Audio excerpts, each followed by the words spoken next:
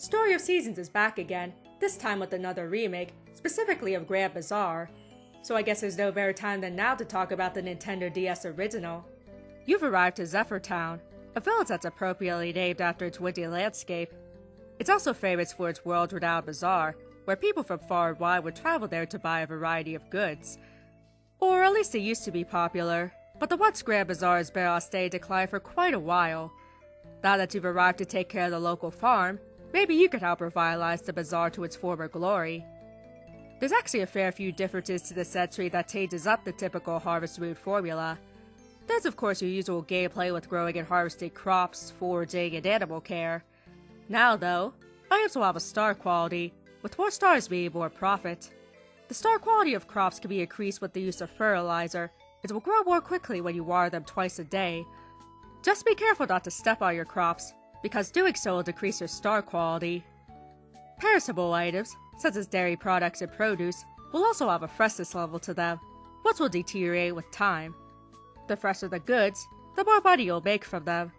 When it becomes rotten, you won't be able to sell it at all. Additionally, these items will rot more quickly in summer, while winter will make them decay slower. The best way to keep your items fresh for as long as possible is by keeping them in your storehouse attached to your home. There was also a multiplayer function, where you could visit other players' farms and duel on the big wooden board, but sadly, that's been defunct for a long time. Another brand new feature are the 3 windmills located throughout town, which is quite fitting for a breezy locale.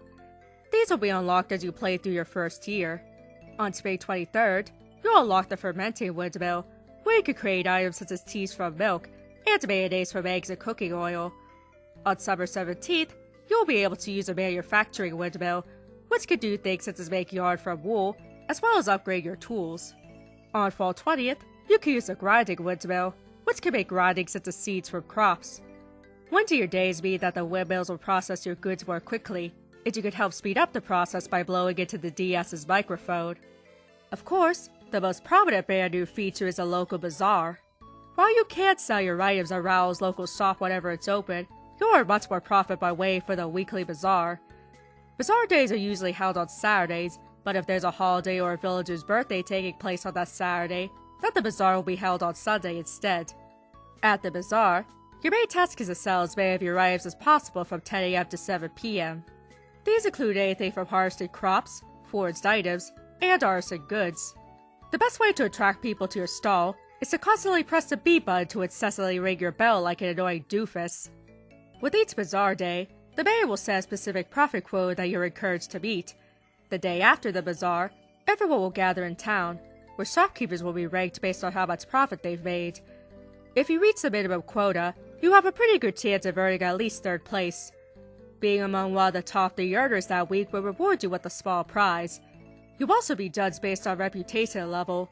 Sometimes customers will ask you questions at the bazaar, and you'll gain or lose reputation points depending on your response. While you earn a prize if you have the most reputation points that week, the reputation system ultimately doesn't matter all that much. As you and the villagers earn more money from the bazaar will increase in popularity. With each new rank in popularity, the profit quota will also increase. While the quota is a good goal to work towards, you're also not required to be in order to contribute to the overall profit that the bazaar needs in order to expand. As the bazaar grows in popularity, you'll have more customers coming by, as well as more shops selling their items each week. Also, you can only increase the bazaar's size by seeing that week's results, so it's a good idea to make sure you're there each time. The bazaar is also a place for you to buy items. In fact, this is the only place where you can buy several things, such as many types of seeds, tools, and farm upgrades.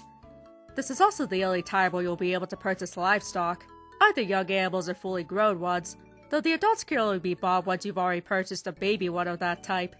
After buying an animal, they'll be delivered to you the next day, and be housed in the barn that's attached to your home. Which doesn't seem like the best way to set up a farm, but at least it's convenient. Your animal's happiness and overall well-being can increase by letting them graze outside, and this time cows and sheep don't even eat grass specifically planted for them. Chickens will also be more than happy to be tossed by you, and will bounce like a rubber ball without an ounce of care.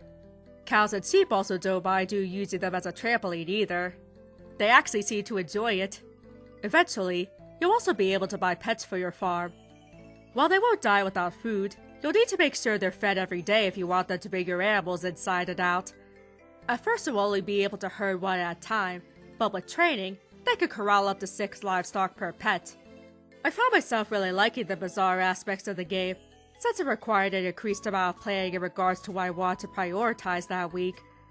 You're probably not going to make a lot of money for the first few bazaars, so you'll have to be patient on what you want to focus on buying, even more so than in previous games. Plus, having a big locals farmer market fits right into the farm sim genre. It gives it a unique aspect.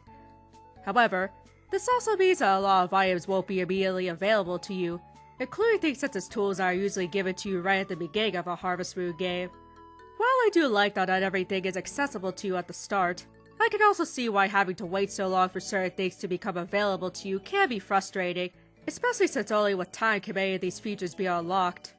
In other words, you can unlock them more quickly by doing things such as making sure you sell a certain number of items, or by performing certain tasks. There are also certain features that just aren't there at all, even ones that have been there since the very beginning of the series. For one, there's no way to check the next day's weather. Not only that, but you can no longer breed your livestock, which means the only way to get more is by purchasing them at the bazaar. This is especially irksome to me, because breeding animals has always been a significant part of Harvest Moon. It's something that I think is important to the genre as a whole. Something else I'm not a huge fan of about the game is the town itself. The graphics and art style certainly aren't bad, but the size of the town is quite small, even compared to older entries. The locations also look pretty similar to each other, but nothing really to make each area distinct, such as a mountain region or dense forest. The only thing that makes Zephyr Town particularly memorable is the bazaar itself. Overall, I found myself enjoying Grand Bazaar a lot. While I did have a few things I did particularly care for, I really enjoyed the hustle and bustle of the bazaar days. It seemed the profits increased with each sale was very satisfying. At first I was a bit surprised that this one was getting a remake, since it doesn't seem as much of a fan favorite as something like Animal Parade. But after playing it for myself, it seems like they want to bring more attention to one of their more unique entries, as well as one that has room for improvement and expansion. And while I have admittedly become a bit sour towards remakes as a whole, I'm actually quite interested in seeing what's in store for this Story of Seasons remake. Even so, I would still say it's worth looking back at the original in the meantime. Thanks so much for watching. If you enjoyed the video, be sure to click like, and subscribe if you want to see more.